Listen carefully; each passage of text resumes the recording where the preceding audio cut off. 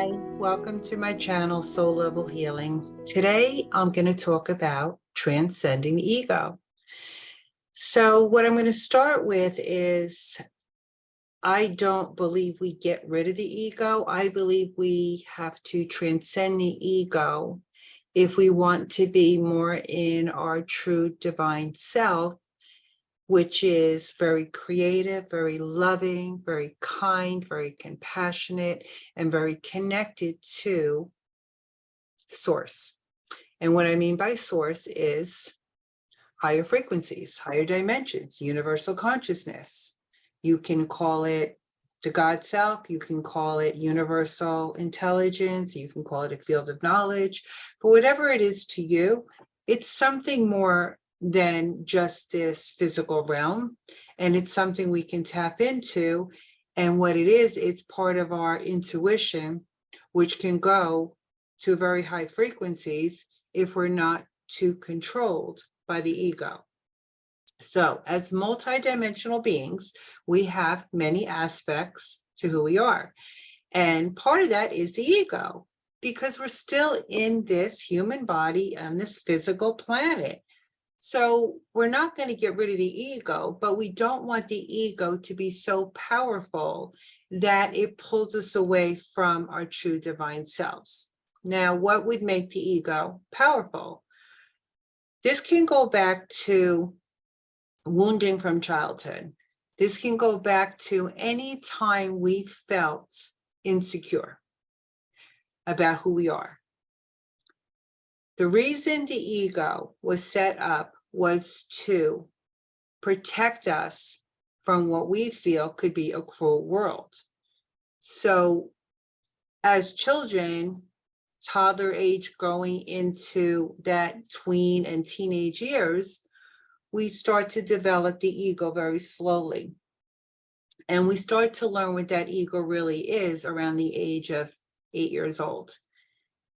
And we don't really understand its functions, but what it did, it helped us get through feelings about ourselves that caused us to feel inferior, less than, not good enough for the world, not able to function in the world. And because we wanted to be able to function in the world and not feel those feelings, we basically called in this ego consciousness, a part of us, because we said we can't handle feeling this. So the ego comes in and it blocks the feelings. It blocks those emotions. So these emotions end up getting relegated, suppressed into the subconscious mind, and then the ego keeps them suppressed. They do get triggered by the environment, by other people. So what happens when those emotions get triggered, the ego gets even stronger and protects us even more. And what the ego may make us do is numb out the feelings somehow, or distract from them, or run away from them, or get out of a situation where we're being triggered.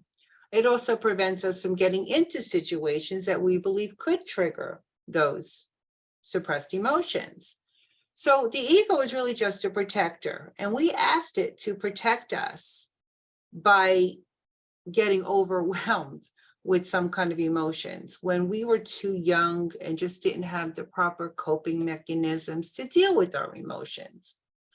Now what happens is, in our adulthood, we are wiser. We have more knowledge, we have more experience, we have more understanding of what life is about, and we know usually where we're going in life, or what our goals are at least, or what we want to achieve.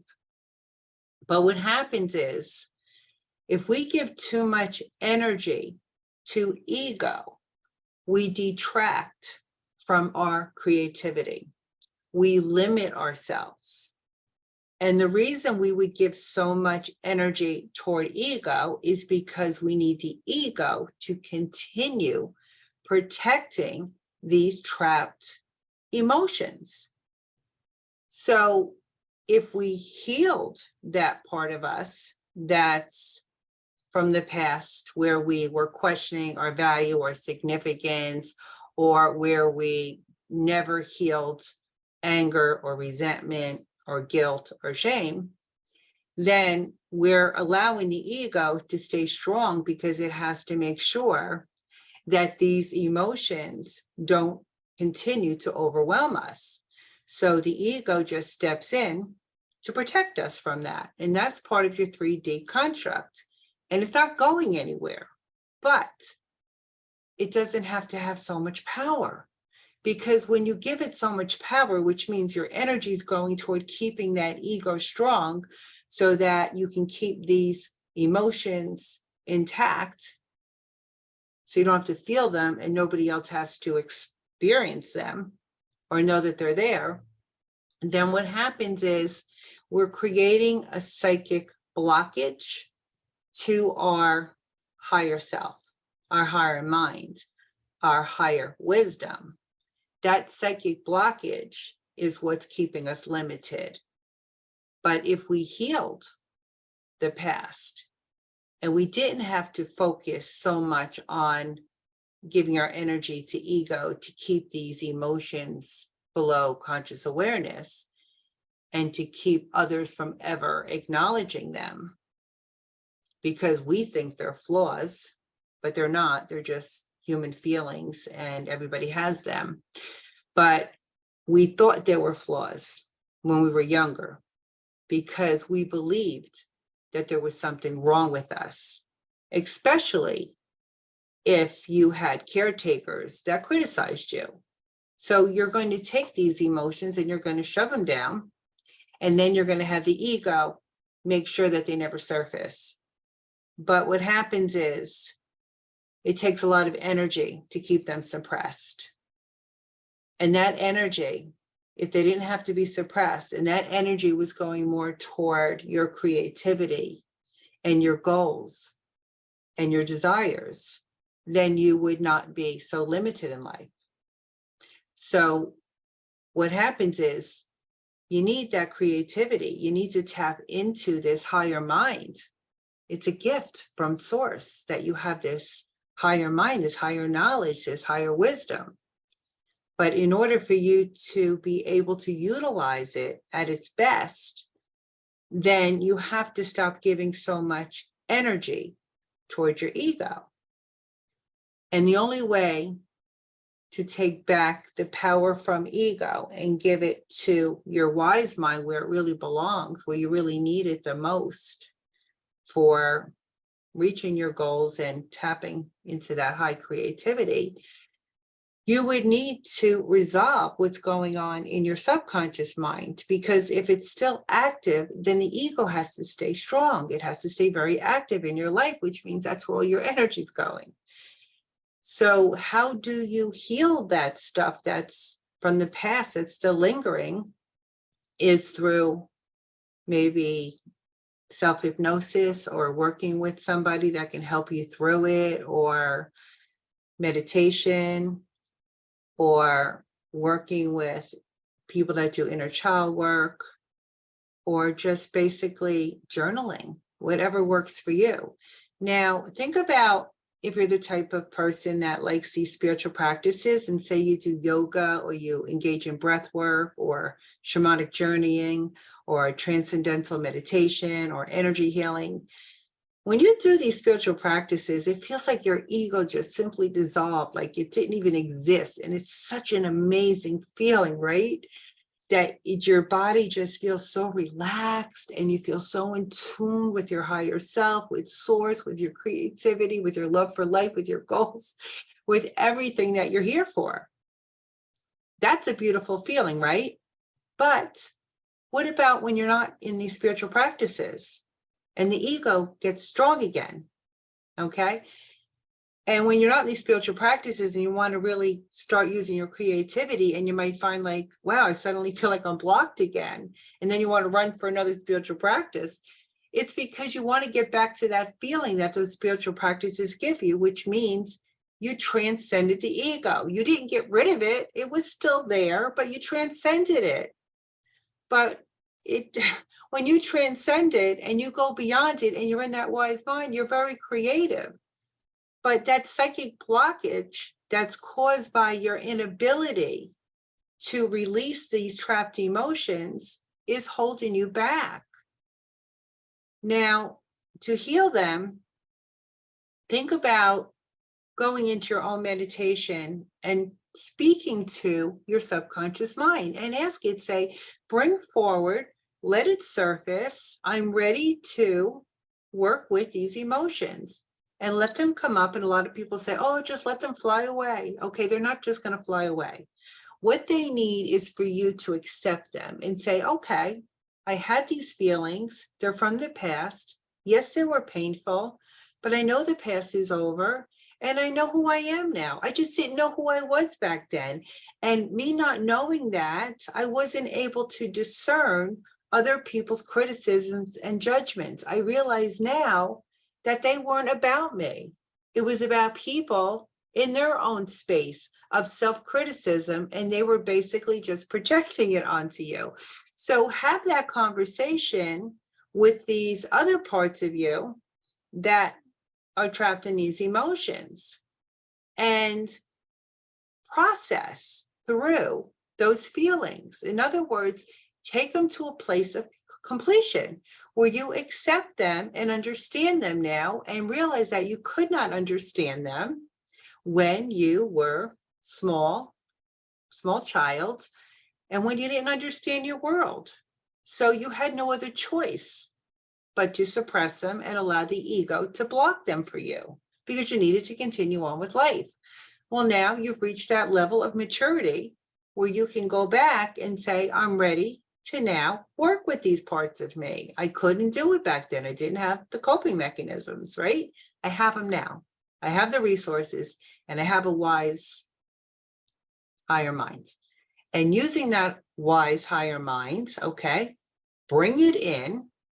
And then ask the emotions from the subconscious mind to surface and say, I'm ready to honor you. I'm ready to accept you. And I'm ready to work through these feelings so I can accept myself fully now, where I no longer have to worry about the ego overprotecting things from the past. That means you are now healing that. And then you will be more in your creative energy, because you will now use more of your energy toward your intuition and your wise mind, your higher self, your goals and your desires, instead of all your energy going to protect something that's done and over. It's just that it's still lingering. So we are these very wise, high-level beings trapped in these physical bodies. But we do need the ego because we're still here. We're still dealing with the third dimensional realm, but we can also tap into a higher frequency while we're still having this human experience so that we can tap more into our intuition, so that we can connect deeper with our divine selves, so that we can connect more lovingly with the collective that we're surrounded by, and to notice where people might still be in their ego and be able to just love them anyway. Just know, okay, they're a little bit more in their ego, but that's okay. Some people are a lot in their ego because they're still dealing with a very difficult past, and that is okay. We're all going to do it in our own divine timing. But what I'm here to do is just let you know that there is healing available to you. And if you feel that you do need a facilitator, I am available to take you into that subconscious part of you, bringing in your wise mind, helping you process these emotions from the past. So what will happen is when that healing takes place, you're suddenly going to feel lighter because you're not going to have so much energy being focused toward your third dimensional fears. And what you will do is now you'll feel lighter and more in your spirit body, even though you're still going to be in the physical realm. So if you're interested in that, just reach out to me at kelly@heartwisdom.info, which I'll link in the description. And I do sessions live in person or on Zoom, live on Zoom. And they're very powerful, whether they're in person or whether they're on Zoom. The idea is to connect with my energy and I connect with yours. I guide you into a very relaxed place where we let ego dissolve just for the time being, but then we work through the subconscious blocks. And when those are worked through and you come to more of an acceptance of who you are because you didn't know as a child who you were, well, those energies are still lingering inside of you. Those are the parts of you that still wonder who you are, and you just don't realize it's happening and it's causing a psychic blockage. And when you get out of that pain and out of those fears and out of those subconscious blocks, you will be able to move forward with your goals and your desires and your higher truth. And that's what we're here for, to tap into that, to go for our goals and not feel limited. And if you do, it's probably just trapped energy and the ego is focused there. And it's taking up a lot of your energy and it's causing a blockage to your higher mind. So anyway, thank you for viewing this video. And if you liked it, if it resonated, I would really appreciate a like, a comment, and a share. Okay, so other people can learn from this. And thank you so much again for attending. And I wish you a very amazing day or evening wherever you are in the world. Okay, namaste.